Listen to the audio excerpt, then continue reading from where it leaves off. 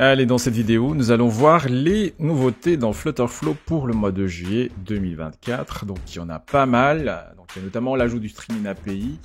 Il y a d'autres sujets aussi, mais c'est ce qu'on va voir dans cette vidéo. Allez, c'est parti. Alors, un petit rappel sur la différence entre un API REST et un API de streaming. Donc, un API REST, lorsque vous appelez un API REST, vous allez envoyer une requête. Ensuite, il va vous donner une réponse. Et ainsi de suite, lorsque vous interagissez avec l'API REST.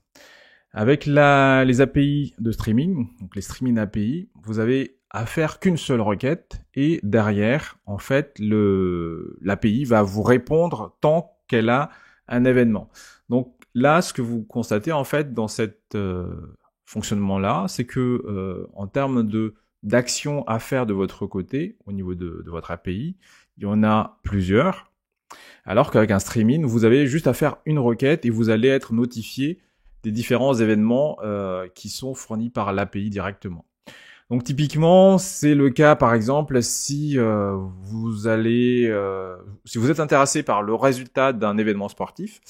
Là, il y a l'Euro par exemple. S'il y a un API de streaming qui fournit les résultats des matchs de l'Euro, pendant les 90 minutes de match, vous n'avez pas à faire une requête à chaque fois pour avoir l'information sur le résultat d'un match. Vous allez faire une requête et l'API de streaming va vous donner le résultat en temps réel, bien entendu, suivant un certain délai. Je vais vous montrer une démo d'exemple d'API de streaming que j'ai en local pour vous montrer en fait à quoi ça ressemble à l'API de streaming. Alors là, par exemple, j'ai un API de streaming que j'ai développé en local. Et ce que vous allez voir, c'est que quand je fais un get sur cette API-là, ce qui va se passer, c'est que en fait, il y a des événements qui vont être envoyés par le serveur sans que j'ai rien à faire. Donc là, même, vous voyez sur Postman, vous pouvez clôturer. À la place de stop, vous avez close pour dire que je ferme la connexion avec le fournisseur d'API de streaming. Donc l'avantage de ça, quand vous utilisez Flutterflow par exemple, il y a l'API de ChatGPT qui fonctionne sur le principe.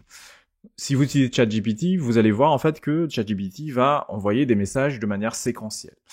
Donc avec cet ajout-là dans Flutterflow, vous allez pouvoir maintenant utiliser l'API de ChatGPT, tout simplement. Où est-ce que ça se passe dans Flutterflow ? C'est tout simplement dans API Calls, donc c'est sur ce menu-là. Si vous avez un API qui va répondre en fait sous forme de streaming, vous avez en fait maintenant un nouveau bouton radio qui se trouve là, Process Streaming Response, que vous allez activer tout simplement pour que derrière vous allez pouvoir utiliser l'API en question. Donc ici normalement c'est un post. Alors l'autre nouveauté pour ce mois-ci, c'est l'ajout du debug panel dans le DevTool en mode local. Donc pour y accéder, en fait, lorsque vous lancez votre Flutterflow local, avec l'outil local, run local, il y a un petit lien qui se trouve là, donc c'est Open DevTool, qui, lorsque vous cliquez dessus, en fait, va vous emmener vers un navigateur. Donc je vais vous ouvrir le navigateur juste après. Alors une fois que tu as cliqué sur le lien de tout à l'heure qui te permet d'arriver sur Flutter DevTools, il y a un nouvel onglet qui apparaît ici.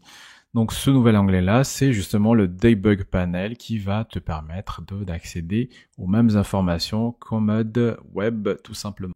Alors le Shadow Text, c'est une nouvelle propriété qui est disponible maintenant au niveau du menu de propriété. Lorsque tu sélectionnes un texte, juste un peu plus bas, il y a un nouveau truc qui est apparu, donc c'est Add Shadow. Donc avec le Add Shadow, tu vas pouvoir rajouter de l'ombre en fait par rapport à ton texte. Donc l'ombre, c'est l'ombre classique. Si tu as l'habitude d'utiliser les logiciels de traitement d'images, donc ça te permet de rajouter une ombre avec une couleur. Donc là, par exemple, si je mets un texte très très grand, hop, comme ça, ce sera beaucoup plus visible. Derrière, tu vas pouvoir lui rajouter une ombre et dans la définition de l'ombre, justement, tu as la possibilité de définir le niveau de flou. Par exemple, si tu veux pas que ça soit flou, tu mets un 0. En plus, l'orientation, ça c'est le offset X, l'offset Y, c'est l'orientation que tu vas donner à l'ombre de ton texte. Le drag and drop control, quant à lui, permet de choisir quel composant afficher lorsque un drag and drop est en cours. Donc ça permet justement de simuler, en fait, d'afficher justement la cible, par exemple, du drag and drop, si jamais vous implémentez la fonctionnalité de drag and drop sur votre application. Merci d'avoir regardé cette vidéo jusqu'à la fin. N'oubliez pas de vous abonner et de liker si vous l'avez aimé. À bientôt.